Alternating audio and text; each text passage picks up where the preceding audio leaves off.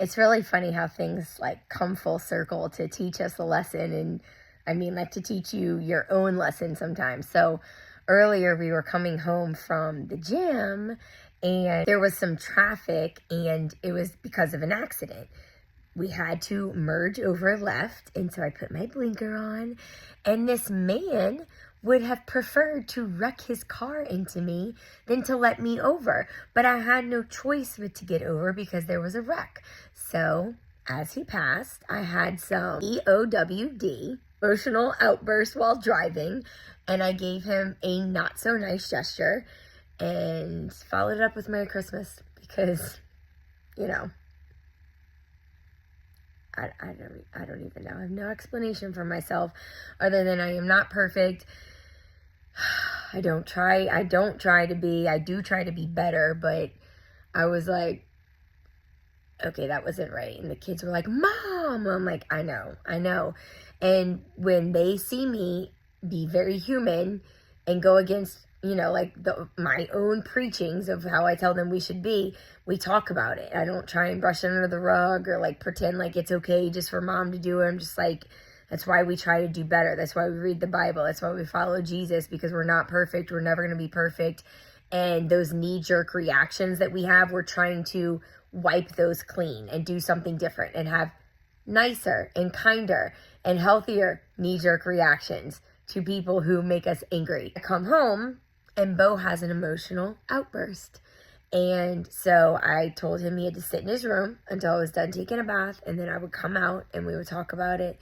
But if he got up, then he would be in trouble and there would be a punishment. And so I took my time in the bath, and I am so proud of him because he had patience and he waited in the doorway of his room for me to come out, and we talked about it.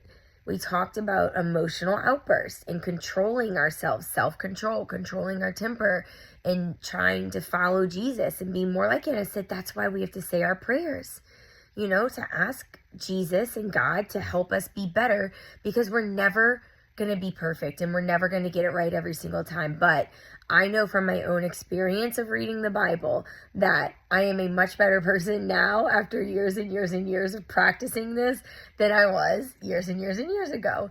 And it can only get better, like eventually I imagine that I won't have any emotional outbursts to people in traffic. My emotional outbursts are to a minimum, but they still happen because I'm human. And so I was just like picturing if somebody could see this whole situation, if they could see the way that I acted in my car when that person cut me off and wouldn't let me go, and then they saw me preaching to my son about his emotional outburst, they'd be like, oh, hypocrite. And I think this is where religion gets like a bad rap, because some people just assume that when you're talking about God and you're like, quote unquote, preaching, that you need to have it together and you need to be like this perfect role model of it. And I think it's just the opposite, like showing and talking about our faults and how we don't get it right all the time and that we're 100% human shows other people that it's okay for you to be human and mess up too. And God, Jesus, all of them, Holy Spirit, they all love you. They all will guide you. They're never going to leave you because you were a drunk or you were on drugs or you were mean or whatever you did, had an emotional outburst in traffic. Like, they're never going to leave you. It's okay. And like those people, the people who are broken and need help, that's what Jesus is for. Jesus is for everybody, but that's what he's calling you. He's saying, I can help you. I can help you feel better. I can help you control your temper. I can help you break free from the addiction that you have, whether it's food or drink or cigarettes or bad thinking or being lazy or whatever it is. And so I was momentarily embarrassed for myself that I was going to come talk about faith. And then I was thinking, I have to share this story no matter how embarrassing it is for me. Like, I don't want to pretend like I'm perfect and don't curse or don't ever have a little episode. But it's important for you to know that so that you know you don't have to be perfect too, and you can still build faith that is like life-saving. So anyway, in the reading today, we're in John 1:19 through the whole thing. The whole thing is through 28. And this is John's testimony, John the Baptist's testimony about himself. And so basically they're like, coming to him and they're like, who are you, And he's like, I'm not the Messiah. And they're like, well, who are you then? And he's like, I'm, just me.